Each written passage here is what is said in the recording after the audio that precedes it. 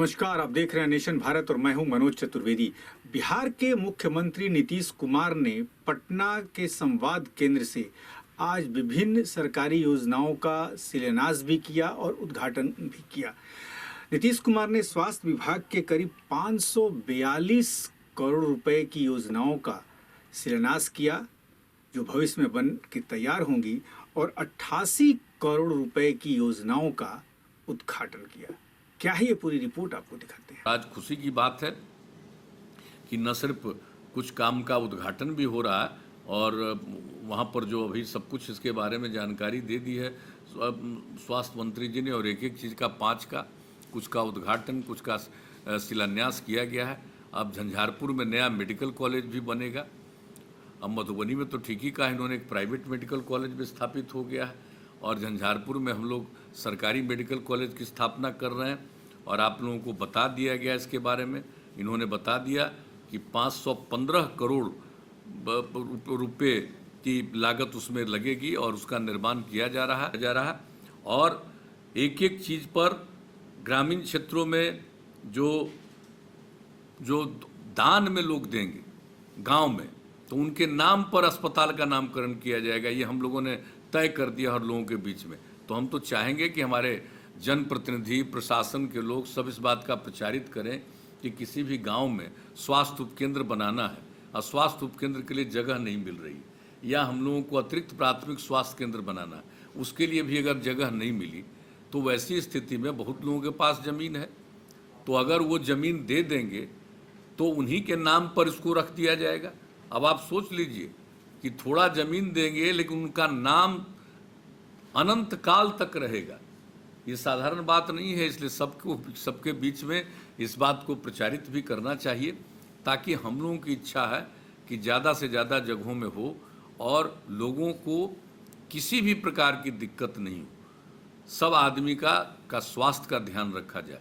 और आप लोगों को हम बता दें कि जापानीज इंसेफेलाइटिस और ये सब का जो गया से लेकर के कई जगहों पर, और हम लोगों ने तो तय कर दिया कि जेई का जो टीकाकरण है वो करीब 26 जिलों में पूरा हो चुका है।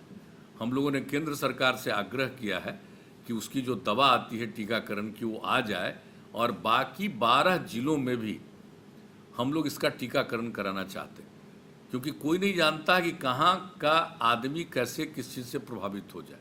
इसलिए इन सब चीज़ों पर हम लोग लगे हुए। और ये मालूम है ना कि पहले क्या स्थिति थी। आमतौर पर जो टीकाकरण पहले होता था, क्या था, 2006 में हम लोगों ने सर्वे किया था, मात्र 18% टीकाकरण था। और अब आप जान लीजिए कि अब स्थिति हो गई कि अब हमारा बिहार में 86% टीकाकरण है।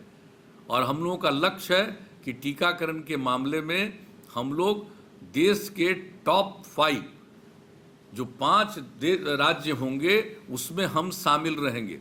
इतना हम लोगों का टीकाकरण के लिए भी है, एक एक चीज़ के लिए। और ये जो कोरोना वायरस के चलते हो रहा, तो उसके बारे में तो हम सबको यही कहेंगे कि भाई देख लीजिए, कोरोना वायरस के मामले में बिहार में तो जागृति बहुत रही, गांव-गांव के लोगों में जागृति रही।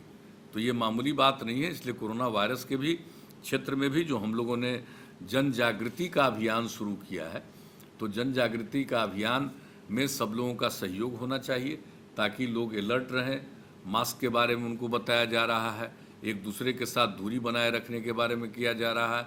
जो लोग 65 साल से अधिक उम्र के हैं, जो गर्भवती महिलाएं हैं, 10 साल तक के उम्र के और उससे कम उम्र के बच्चे बच्चियां हैं, या किसी अन्य प्रकार की बीमारी से ग्रस्त हैं, 4 प्रकार के लोगों को तो बिल्कुल ही ध्यान देना पड़ेगा, उनको अलग थलग रखना जरूर पड़ेगा, ताकि किसी का कोई दुष्प्रभाव नहीं पड़े।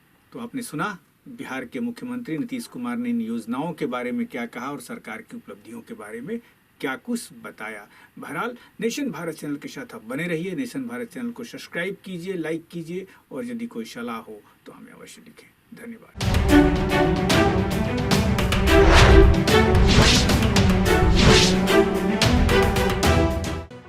लेटेस्ट खबरों से जुड़े रहने के लिए हमारे चैनल नेशन भारत को सब्सक्राइब करें और बेल आइकन को दबाएं, ताकि कोई खबर छूट न पाए।